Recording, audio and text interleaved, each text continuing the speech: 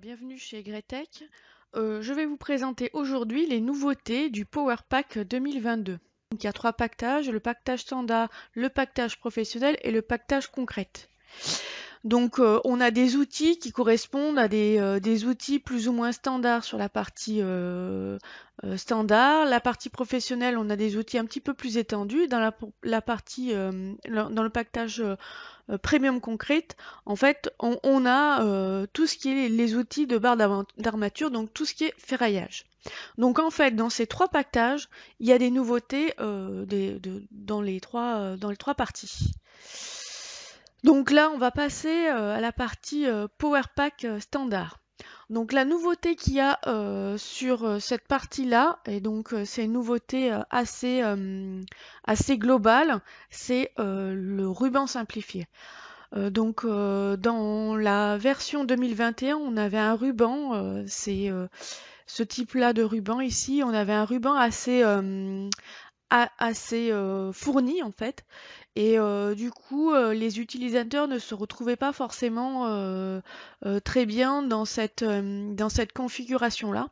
Donc Gretech a mis au point dans sa nouveauté du Power Pack 2022 en fait un ruban qui est adapté en fonction des utilisations propres de chaque utilisateur de Revit. C'est-à-dire que on peut avoir une partie architecture, une partie structure, ou par exemple quand on fait uniquement tout ce qui est la partie cotation, on peut.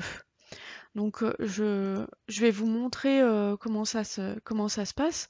Donc en fait cette personnalisation de ruban, elle est simple en fait. Là on a la partie dans cette partie-là en fait on choisit en fait quel type de filtre spécifique par discipline on veut utiliser, et du coup en fait on voit uniquement les onglets qui nous intéressent. Ok, donc voilà. Hop. Donc là, je vais vous montrer en vrai comment ça se passe. Donc du coup, vous voyez, vous avez dans le Power Pack ici, on a cet onglet-là. Donc vous voyez ici, moi j'utilise en priorité l'onglet structure. Donc on a ces éléments-là, et dans l'onglet structure, en fait, on a dans l'onglet structure, on a les éléments qui nous intéressent, attachés à la géométrie, les annotations, tout ce qui concerne en fait détecter les erreurs, tout ce qui concerne la partie structure. Mais dans la partie, par exemple, architecture, on a la partie qui intéresse en priorité les architectes, c'est-à-dire les outils Excel, le batch export, la détection de clash, les vues 3D, les annotations, bref, quelque chose de personnalisé. En plus, que vous avez en plus dans ce ruban qui est facile d'accès, c'est que, par exemple, si vous avez un pactage standard ou un pactage professionnel, vous pouvez, par exemple, indiquer uniquement les fonctions qui sont accessibles dans votre pactage. Comme ça, en fait, vous ne verrez pas les options, elles seront totalement grisées, en fait.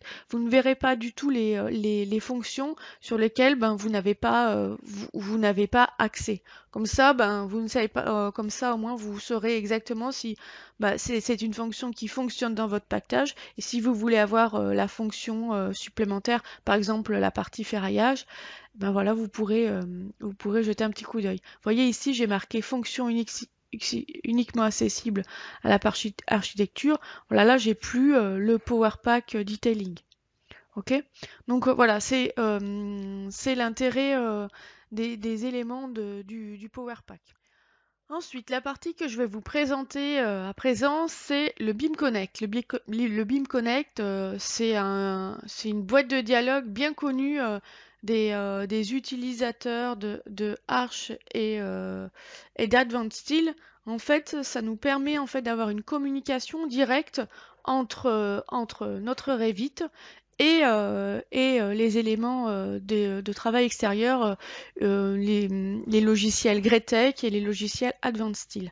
Donc cette boîte de dialogue, elle est toute nouvelle parce qu'elle est bien plus élaborée, elle est bien plus grande, on a pas mal de choses possibles, on a un filtre de recherche possible, on a des tables imbriquées, On voit ici, en fait, là, on a la table imbriquée, on a la partie ici sur le haut du tableau sur lequel on va pouvoir rechercher des éléments. Bref, on a vraiment quelque chose euh, de, de beaucoup plus simplifié. En plus, on a beaucoup plus de choix, on a des colonnes sur lesquelles on peut rajouter un certain nombre de tris d'éléments. Bref, c'est le BIM Connect amélioré et simplifié sur cette version 2022. Donc, je vais vous montrer ça, comment ça se passe. Donc, on va aller donc dans notre BIM Connect ici. On clique dessus. On va faire synchronisation. On a notre boîte de dialogue qui apparaît. Une fois qu'on a fait ça, donc on a une boîte de dialogue assez grande. Une fois qu'on a fait ça, on va aller récupérer en fait le fichier GTCX, donc par exemple celle-ci, là, la maquette, hop, voilà. Et donc du coup, on va récupérer alors un certain nombre de résultats. Ici, on n'en a pas. Et là, on récupère bien sûr en fait tous les éléments qui ont été modifiés en fait dans la maquette de calcul. Donc là, ce qu'on voit, c'est qu'on voit par exemple un certain nombre d'éléments qui ont été modifiés. Et bien sûr, on peut sélectionner les types d'objets. Ici, on voit par exemple, il y a des poutres, il y a des poteaux, il y a toutes sortes de choses, des semelles. Tous ces éléments-là, on peut les sélectionner via en fait le haut de notre colonne. On fait clic de droit, on désélectionne tout. Et par exemple, si on veut uniquement nos semelles isolées, ou nos poteaux. Ici, on récupère nos poteaux. Ici, donc, ce qu'on voit, c'est qu'on voit le poteau. On voit aussi, quand on fait un petit plus avec les paramètres, on voit en fait la catégorie dans laquelle il travaille, la géométrie sur laquelle on a placé ces éléments. Bref, on voit en fait, on voit même la version, l'arrêt de la version. Bref, on a quelque chose de très pratique, de très intéressant. Une fois qu'on a fait ça, on peut prendre la décision de le garder ou pas. Bref, on a pas mal de choix possibles. Dans les options de colonne aussi, de la même manière, on peut agrémenter en fait tous les éléments, par exemple de matériaux, la géométrie, le type de matériaux. Bref, on a pas mal de possibilités. On a un très beau tableau sur lequel on peut faire vraiment des choix, on peut faire vraiment des filtres. Bref, c'est quelque chose qui est beaucoup plus pratique. Alors là, on voit par exemple, ça c'est que les éléments qui ont été supprimés. On a aussi des éléments qui ont été qui sont inchangés sont en noir, les éléments qui sont modifiés sont en bleu et les éléments qui sont rajoutés donc par rapport à notre maquette sont en vert. Bref, on a un code couleur parfait. On a vraiment des choses qui sont très efficaces sur le BIM Connect, le BIM Connect de Greatech. Ensuite, je vais vous présenter la nouveauté en fait du lien, le lien pour Excel en fait. Ici, on peut gérer un projet qui inclut des liens Revit d'un autre modèle et aussi exporter vers Excel une nomenclature multicatégorie, ce qui n'était pas le cas auparavant. Donc je vais vous montrer, c'est très simple. Vous allez par exemple dans une nomenclature dite multicatégorie. Ensuite, vous allez dans PowerPack, le lien pour Excel. Vous allez faire lien pour Excel. Et là, vous allez ajouter un nouveau lien. Et bien sûr, vous allez pouvoir récupérer à présent le lien multicatégorie. Voilà. Donc du coup, ce que vous avez, c'est tous ces éléments-là. Vous cliquez sur OK. Vous n'avez plus qu'à exporter ce lien et vous n'avez plus qu'à utiliser ce lien avec une maquette multicatégorie. Voilà. Donc vous avez votre maquette, vous avez en fait toutes les, par exemple ici on a une maquette multicatégorie avec tout, les fenêtres, les portes, et bien sûr ce qui est intéressant c'est que vous pouvez modifier directement à partir de l'identifiant. Vous pouvez modifier directement les types et pouvoir les réimporter dans votre maquette et modifier les dimensions de votre maquette. C'est le grand avantage du lien pour Excel. Ensuite, nous avons la fonction ajouter un paramètre qui est très utilisée dans les professions pour la structure. On peut récupérer en fait toutes les coordonnées X, Y, Z en topo et en fonction du point de base de nos dossiers, de nos projets. Et là, alors par exemple ici, on a un exemple sur les murs et les poteaux et les semelles.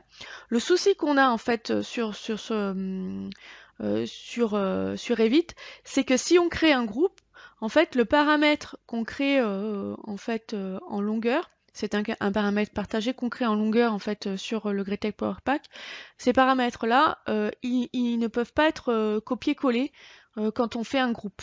Donc du coup, on a défini en fait avec la version 2022 de transformer en fait ces paramètres partagés en paramètres de texte. Donc je vais vous montrer en fait comment ça se passe sur par exemple sur notre niveau. Ici, vous voyez en fait j'ai réalisé un petit ensemble avec des poteaux. Donc là, j'ai mon poteau et là, j'ai ma semelle. Donc pour placer en fait les paramètres directement dans mes éléments, je vais donc dans Power Pack ici, hop, je vais dans Ajout les paramètres. Ici, je fais ajouter les paramètres de coordonnées de niveau. Donc là, tous les paramètres sont enregistrés de partout, hein, donc c'est pas seulement dans ma semelle, hein, sont enregistrés de partout. Donc là, on voit en fait ici qu'il y a les coordonnées suivant le point de base, on a les coordonnées suivant le point topo. Donc là, par exemple, quand je fais ça, ici, mon point, ici, par exemple, ma semelle, mon coordonnée suivant X, c'est 15,64. Ici, mes coordonnées suivant X, c'est 15,69. Donc, je me dis, bon, ça va, ça se passe bien. Quand je copie un élément pour le déplacer, par exemple, suivant l'axe X, je le copie. Et ici, ce qu'on remarque, c'est que, bien sûr, nos coordonnées X ou Y ou Z ont bien évolué. Par contre, le problème qu'on a, c'est quand on crée un groupe, ici, ok, quand on crée un groupe, voilà, ici, alors ce qu'on voit, c'est que je sélectionne par exemple, donc dans ce groupe, je vais sélectionner ma semelle, de la même manière que tout à l'heure. Donc ici, on voit, c'est marqué 15,59. Je vais la copier, donc je vais copier cet élément, hop, voilà. Alors attendez, je veux copier le groupe complet, comme ça c'est plus simple. Je vais copier le groupe, voilà, je le positionne ici. Et donc, ce qu'on remarque, hop, ici, ce qu'on voit, c'est que les coordonnées suivant l'axe X, c'est toujours 15,59. La même que celle-ci. Vous voyez, 15,59,70. Donc, on a un souci par rapport à ces paramètres-là. Donc, ce qu'on fait, en fait, grâce au Power Pack ici, vous avez un endroit où on voit dans l'ajout de paramètres. Ici, on voit paramètres partagés. Donc, au lieu de placer les coordonnées X, Y, Z suivant les coordonnées de longueur, on va les positionner suivant les coordonnées de texte. Et donc, on va voir comment ça se passe. Donc là, c'est juste une modification à l'intérieur de notre logiciel, donc il n'y a plus de souci. Donc ici, on va vérifier tout de suite. Donc ici, c'est marqué 15,59. Et là, vous voyez, en fait, on a le paramètre a évolué, on est à 15,55,90. Donc en fait, on a bien décalé notre semelle suivant l'axe X, et les coordonnées qu'on va pouvoir récupérer sont les coordonnées propres à ce groupe et pas propres au groupe qui a été copié. Alors une autre nouveauté du Greatech Power Pack, c'est l'ajout de paramètres seuil, commande, linteau par rapport au niveau de base. Donc là, ce que vous avez dans votre dans votre PowerPack, c'est un ajout de paramètres spécifiques qui peuvent être soit positionnés par rapport à un niveau de base ou par rapport au niveau NGF. Donc ça vaut le coup, ça peut être très intéressant. Alors, je vais vous montrer comment ça se passe. Ce qu'on va faire, c'est que on va se mettre, par exemple, sur un plan du rez-de-chaussée. Tac. Voilà. Et ensuite, on va récupérer, on va aller dans notre PowerPack et on va aller ajouter un paramètre spécifique. Donc, on va regarder ensemble déjà, on va regarder une fenêtre pour que vous compreniez ce qu'il y a dedans. Donc ici, on sélectionne notre fenêtre et on va voir ce qu'il y a dedans. Donc ici, il n'y a pas de paramètre spécifique de notre fenêtre. On a notre niveau, on a notre hauteur d'appui, on a notre hauteur sous linteau. Donc c'est des éléments qu'on peut récupérer. Par contre, moi, ce que je veux, c'est récupérer des éléments, par exemple, par rapport à un niveau défini, c'est-à-dire moi, mon niveau NGF. Donc, dans le PowerPack, ici, ce qu'on a à notre disposition, c'est dans Ajout de paramètres, vous avez un élément qui s'appelle élévation, linteau et appui. On clique dessus. Donc voilà, les paramètres G linteau et G level ont été ajoutés. Une fois qu'on a fait ça, on va pouvoir aller dans Gérer ici. On va aller dans Paramètres du projet, ici. Donc on va aller récupérer ces éléments là, qui s'appellent G linteau. G linteau, voilà, je vais dans Ajouter. Et là, ce que je vais faire, c'est que je vais sélectionner ce paramètre partagé et je vais pouvoir le sélectionner et je vais pouvoir l'exporter en fait. Donc une fois que vous avez exporté ce paramètre, vous l'avez en fait dans votre dans un élément pour créer une étiquette.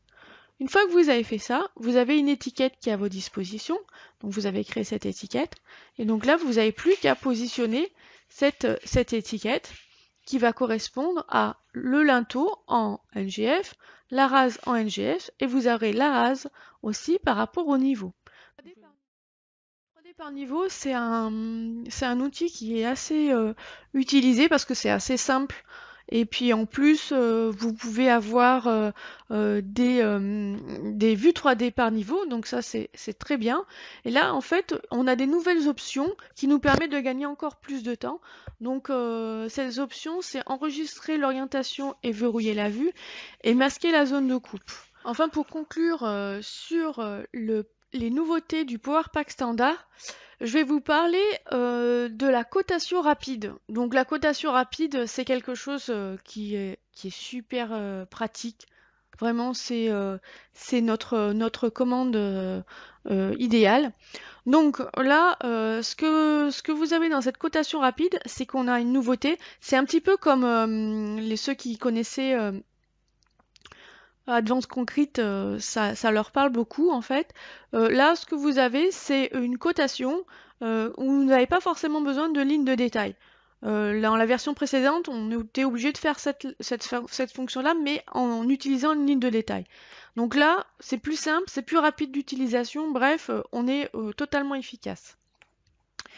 Donc, pour vous montrer cet élément-là, donc par exemple, je vais me mettre donc dans mon plan de travail, mon plan de structure ici. Donc je vais dans le PowerPack, là je vais utiliser dans l'onglet annotation, ici je vais dans l'onglet cotation, là j'ai cote rapide. Donc là j'ai ma commande qui s'est enclenchée. Là je n'ai plus à aller chercher quoi que ce soit, je prends, j'ai une ligne à ma disposition, donc je place les lignes. Voilà.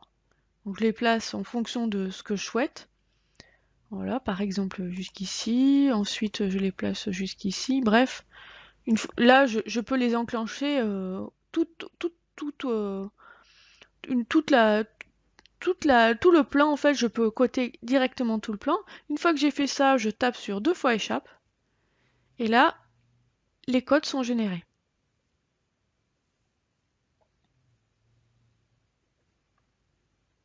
Voilà.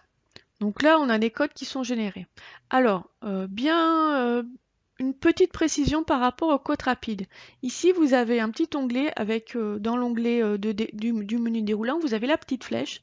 Et donc, dans cette petite flèche, vous avez la possibilité, dans code rapide, ici, de savoir quel élément vous voulez coter. C'est-à-dire que là, vous pouvez coter les murs, les poteaux porteurs, les fondations, les plans de référence, le quadrillage. Si vous ne voulez pas coter le quadrillage, vous le décochez à l'avance. Comme ça, vous adapterez ce que vous souhaitez placer. Soit par exemple tout ce qui est élément porteur, ou alors par exemple tous les éléments quadrillés. Voilà. Donc, passons à présent aux nouveautés du Power Pack professionnel. Alors, une des premières nouveautés du PowerPoint professionnel, c'est une amélioration qui a été faite dans la cotation automatique. De ce fait, on peut bien afficher la hauteur d'ouverture dans ces cotes qui sont dites cotes automatiques. Je vais vous montrer tout de suite.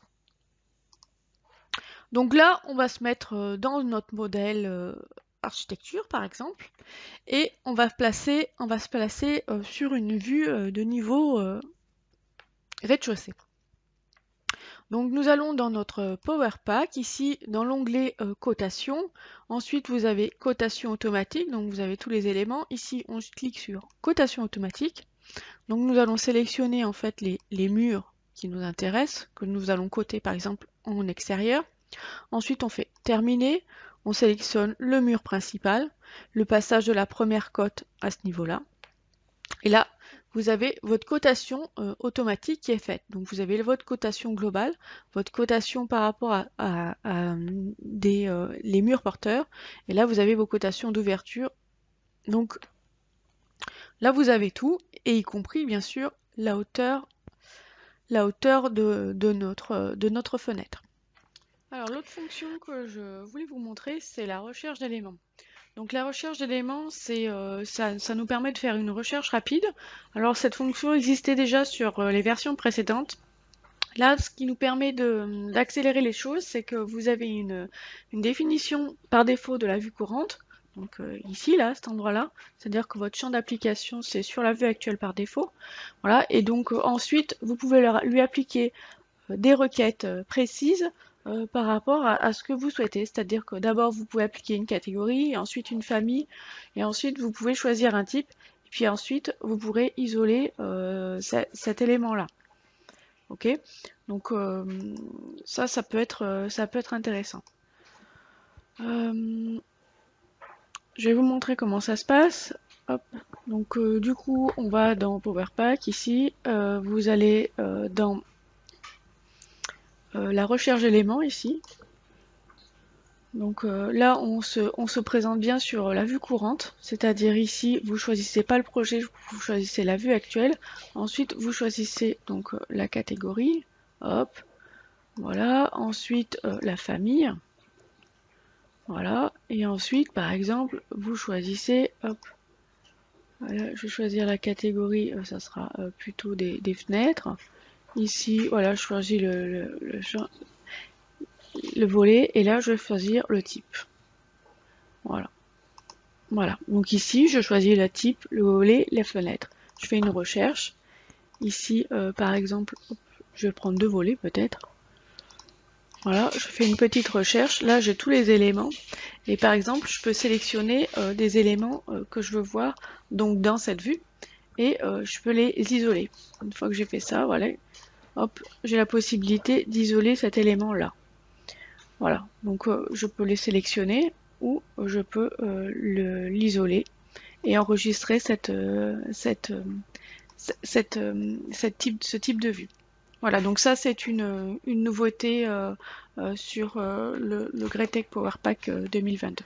À présent, je vais vous présenter la fonctionnalité du batch export.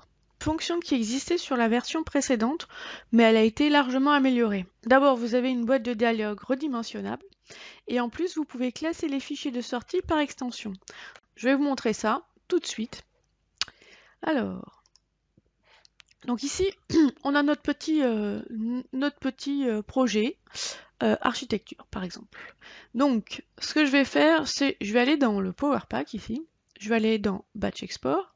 Je clique dessus, Batch Export. Donc là, il vérifie les pilotes d'imprimante, le PDF, enfin tout ce genre de choses. Donc là, on arrive sur un dossier sur lequel en fait on peut redimensionner un petit peu notre fenêtre. Et là, en fait, vous avez le choix avec pas mal d'options. Donc la première option, c'est là, vous pouvez exporter, par exemple, ce modèle-là en IFC. Par exemple, je vais exporter ce modèle-là. Ok. Je peux ajouter d'autres documents à mon dossier, c'est-à-dire que là, j'ai un document d'ouvert, il s'appelle PowerPack Pro 2022. Très bien. Sauf que si je veux rajouter un autre document ou un autre dossier, je peux. Je fais ajouter d'autres documents. Par exemple, je vais prendre une autre maquette. Je vais l'ouvrir. Donc cette maquette, elle se charge dans mon batch export alors qu'elle n'est pas ouverte dans mon dossier en fait. Donc une fois que j'ai fait ça, je vais pouvoir choisir dans cet ensemble-là, par exemple, les vues.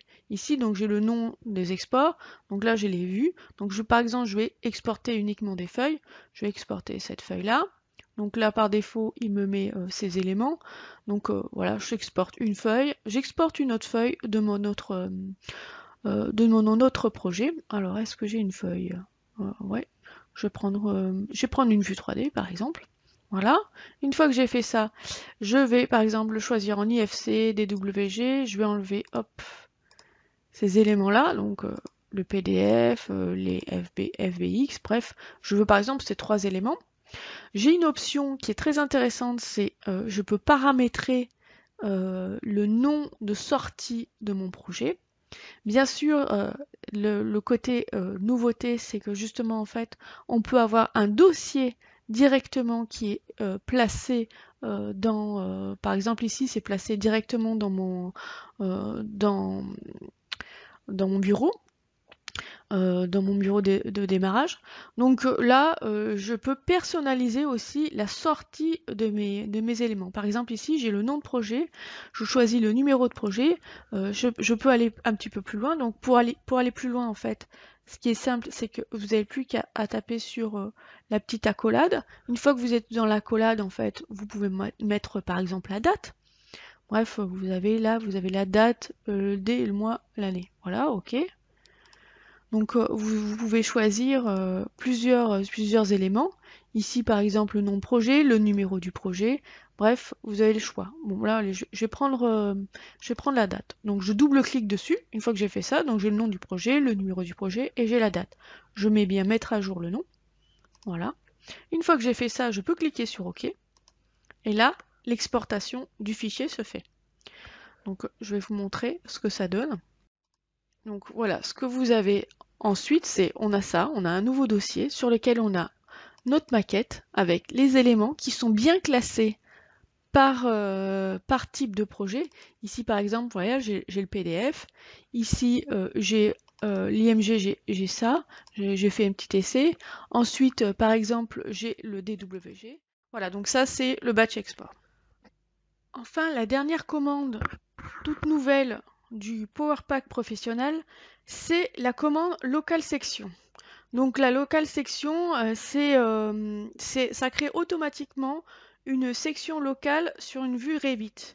Et en plus, c'est une section, en fait, une vue de détail qui peut se mettre à jour, en fait. C'est vous qui vous demandez la mise à jour et ça se fait automatiquement. Alors ça, c'est très intéressant. Pourquoi? C'est parce que en général, sur les plans qu'on a de coffrage, vous recherchez généralement la rase inférieure et souvent la retombée de poutre. La retombée de poutre, le problème c'est qu'on ne peut pas l'obtenir en fait sur Revit. Là, nous, avec Greatech PowerPack, on va pouvoir vous aider sur ces éléments-là en créant cette section locale. Donc je vais vous montrer comment réaliser cet élément-là. Vous allez voir, vous allez être conquis. Donc du coup, je vous montre. Donc ici, il faut que vous soyez dans le PowerPack. Vous êtes dans personnalisation ruban structure. Et donc là, quand j'ouvre en fait tout ce qui est annotation ici, j'ai à ma disposition en fait local section. Donc j'ouvre les petites flèches. Donc ici, local section, ça c'est pour créer directement la notation. Ça c'est pour mettre à jour la notation. Et là ici, c'est pour configurer la notation. Donc ici, la configuration que vous avez, c'est la position de l'emplacement de cette petite coupe. l'utilisation du détail, donc soit vous utilisez par exemple le symbole de coupure ici, vous utilisez le symbole de dimension, et vous pouvez aussi également utiliser l'indication de l'élévation. Bref, on a le choix pour pas mal de choses. Ensuite, en question de visibilité, vous pouvez utiliser le type de remplissage qui vous intéresse pour différencier par exemple les ossatures, les sols, les murs, les escaliers, les fondations. Bon là, restons simples. Donc, ce que je vais vous montrer, c'est très simple. Vous allez donc dans cet onglet annotation, local section, vous cliquez dessus, et là par exemple, vous allez cliquer sur une poutre. Donc, je clique sur une poutre au hasard, celle-ci, puis je vais cliquer sur celle-ci aussi. Je vais faire terminer. Et là, vous voyez par défaut, on a exactement une petite coupe qui est positionnée à mi-hauteur de la poutre. Donc là, vous avez la largeur de votre poutre, vous avez la retombée de votre poutre et vous avez la hauteur de votre poutre. Voilà, donc ça c'est très intéressant. De la même manière, ici, ce qu'on peut remarquer, c'est que, par exemple, ici, on n'a pas le même type de plancher. Ici, on a une retombée de poutre de 30 cm, et de ce côté, le plancher étant plus gros, plus épais, en fait, on a une retombée de poutre de 20. Donc ça vous permet vraiment de créer un détail particulier pour tous ces problèmes de retombée de poutre et de différence de plancher. Bref, local section, ça vaut le coup. Alors, on imagine que cette poutre, qui est une 30 par 50, elle évolue. Donc vous avez par exemple une 25 par 50. Imaginons que ça se passe bien. Donc ici, voilà. Donc là, j'ai basculé ma 25 par 50. Ici, j'ai un élément de détail. Donc, ce qu'il faut, c'est mettre à jour cet élément de détail. Donc, dans Annotation, Local Section, ici, vous avez une mise à jour. Donc, vous choisissez l'élément que vous voulez mettre à jour. Par exemple, on sélectionne les éléments. Vous faites Terminer. Et la mise à jour se fait. Voilà, donc vous n'avez pas à reprendre vos codes. Simplement, vous savez que vous avez modifié cette poutre.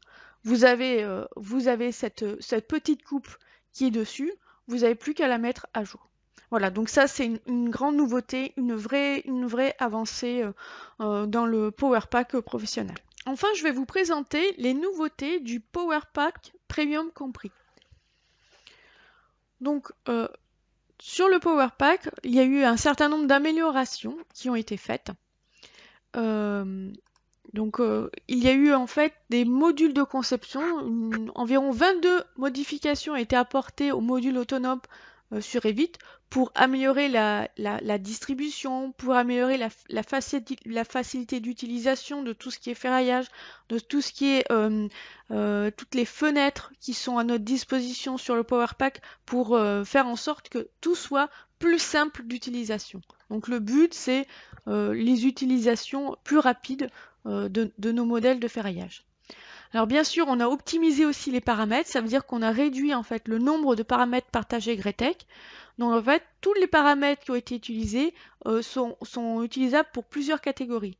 Donc on en avait environ entre 50-60 et on a réduit nos paramètres à environ 18 paramètres. Donc c'est très bien parce que ça allège en fait la façon dont on travaille, la façon dont on a l'habitude de récupérer toutes les informations là.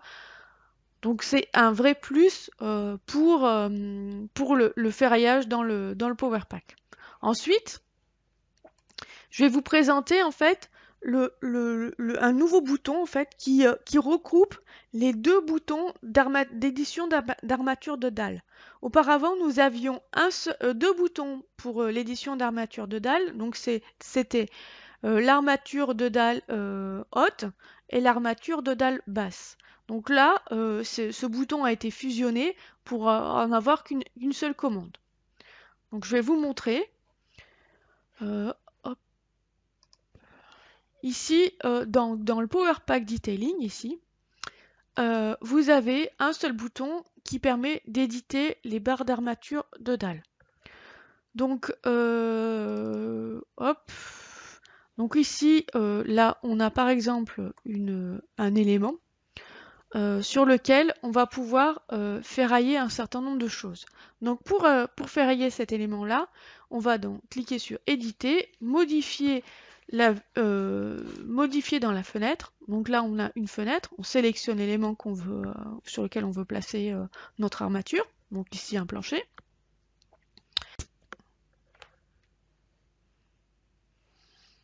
Et du coup là vous avez votre armature, votre dallage qui apparaît, sur lequel vous avez un certain nombre d'éléments qui sont que vous pouvez ferrailler. Donc là, ce qui est bien, c'est quoi? C'est que en fait, on a les deux types de solutions, c'est-à-dire on peut ferrailler en haut et on peut ferrailler en bas sur la même fenêtre.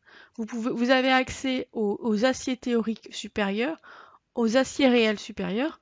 Et bref, vous avez la possibilité de placer vos éléments de la bonne façon, comme on le faisait sur la version 2021, mais en ayant les deux types de solutions, la solution haute et la solution basse.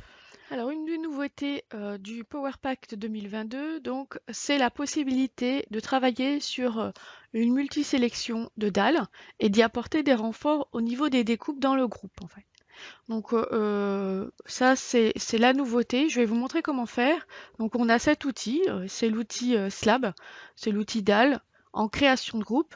Une fois que vous avez créé votre groupe, donc on crée un certain nombre d'éléments, on a un certain nombre d'éléments découpés, et bien sûr vous pouvez créer un groupe complet et pratiquer des renforts. Je vais vous montrer. Donc là on a par exemple 3 dalles. Vous allez dans Power Pack Detailing, vous allez utiliser l'outil éditer les armatures de dalles, l'outil qui sert à tout, aller au plancher haut et plancher bas. Ensuite, vous allez dans une fenêtre. On va ouvrir la fenêtre pour éditer en fait les treillis soudés ou les renforts particuliers en achat. Donc là, on a notre dalle. Donc comme vous le voyez, en fait, une fois que la dalle a été groupée, on voit le groupe complet du dallage. Et vous n'avez plus qu'à réaliser le renfort. Donc vous réalisez le renfort, donc vous mettez bien sur le type de solution haute ou basse, et ensuite vous réalisez le renfort. Donc là par exemple, on va réaliser un renfort. Alors je vous montre, on réalise par exemple le renfort sur un côté, voilà. On a réalisé le premier renfort. Si on veut réaliser par exemple le renfort de cette découpe de dalle, on fait la même chose en fait. On récupère, on refait un petit zoning.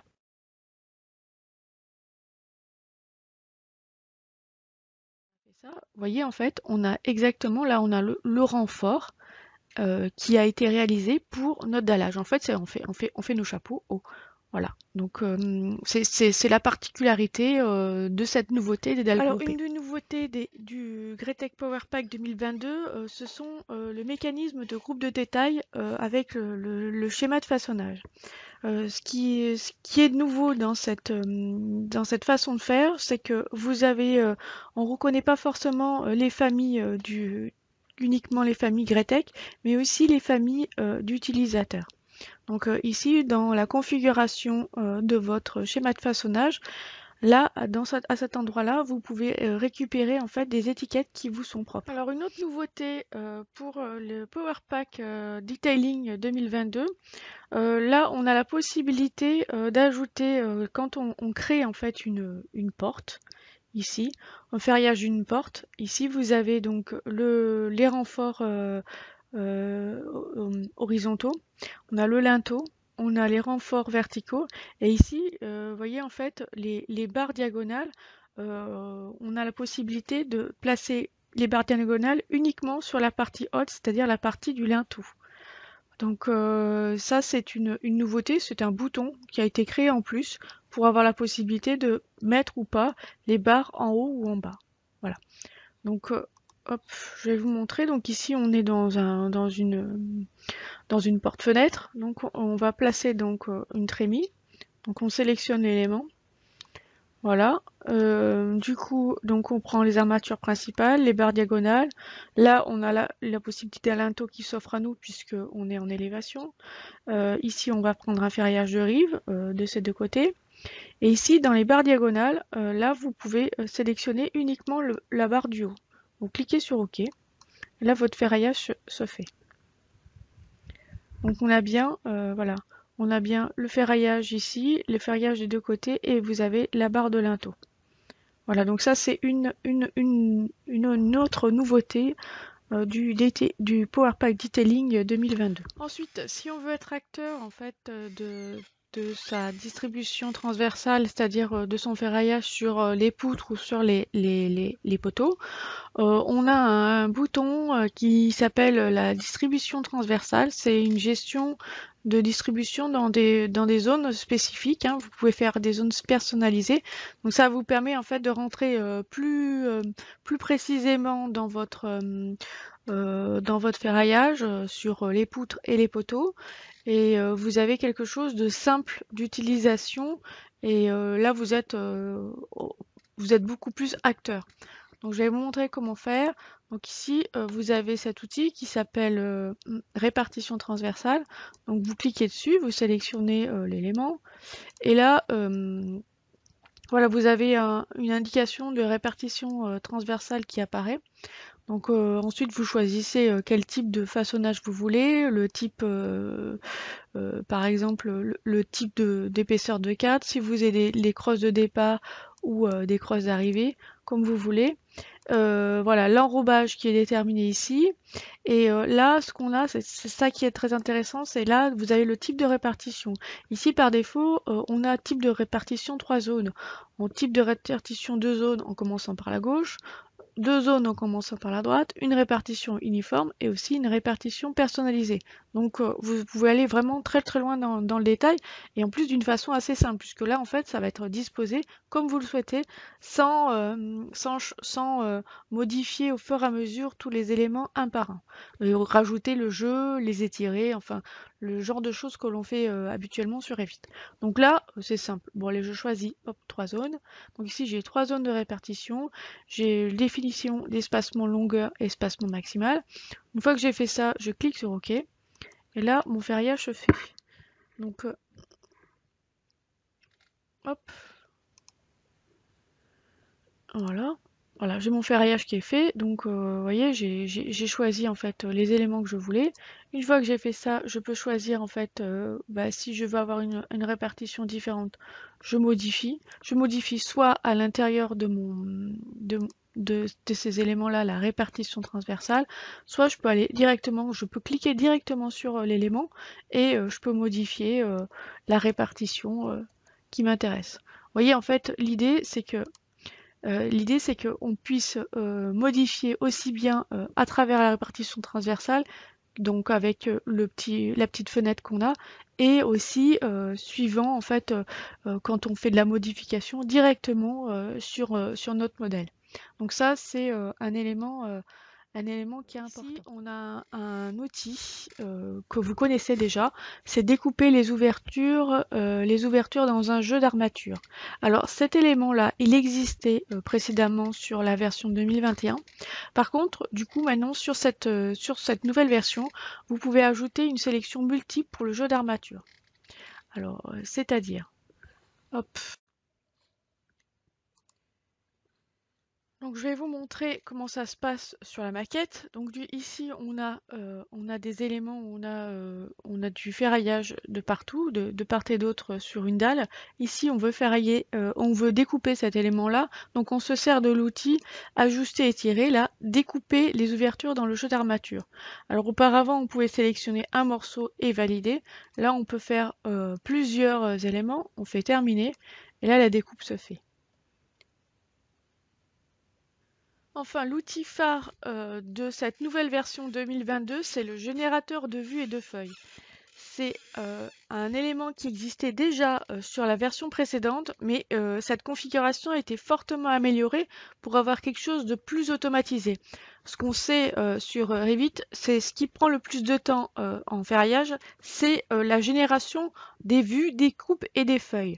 Et donc sur le Greatech PowerPack, on a un outil qui s'appelle générateur de vues, qui nous permet de déterminer comment on va placer nos coupes de détails, nos vues et nos éléments sur notre feuille.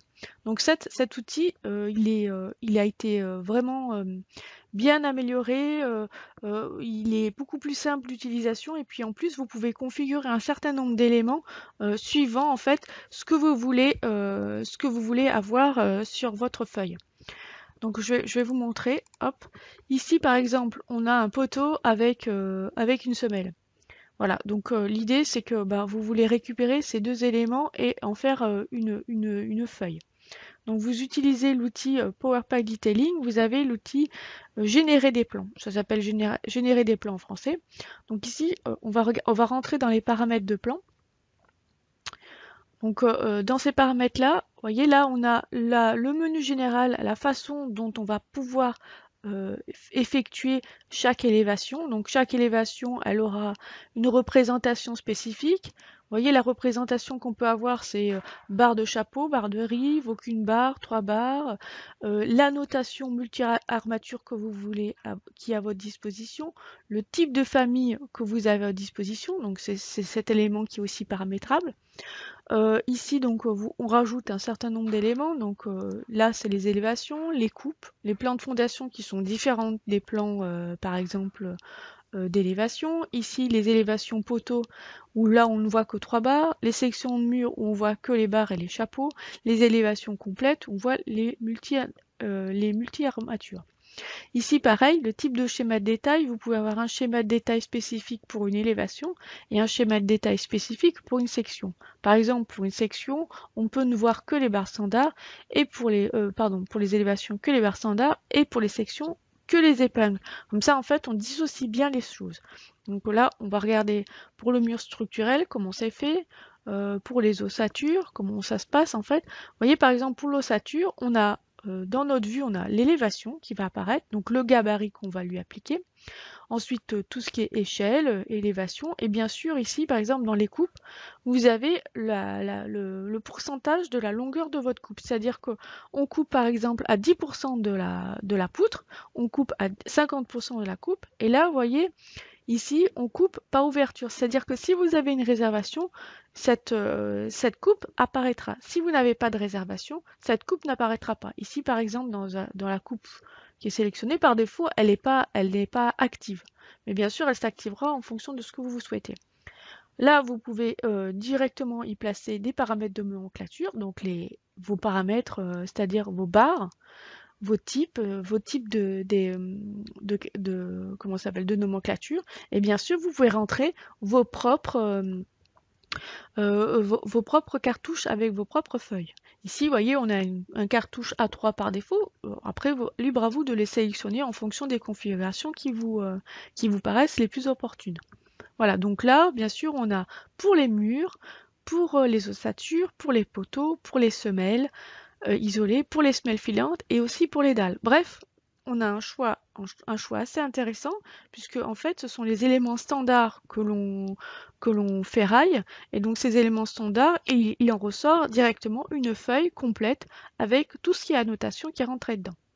Donc on va faire ça. Donc ça c'est le paramétrage.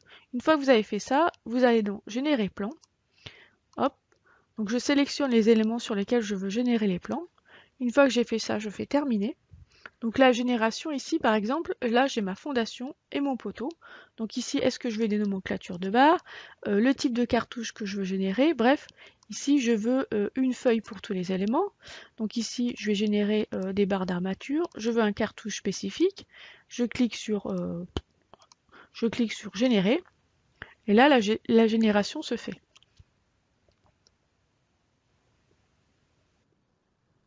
Voilà.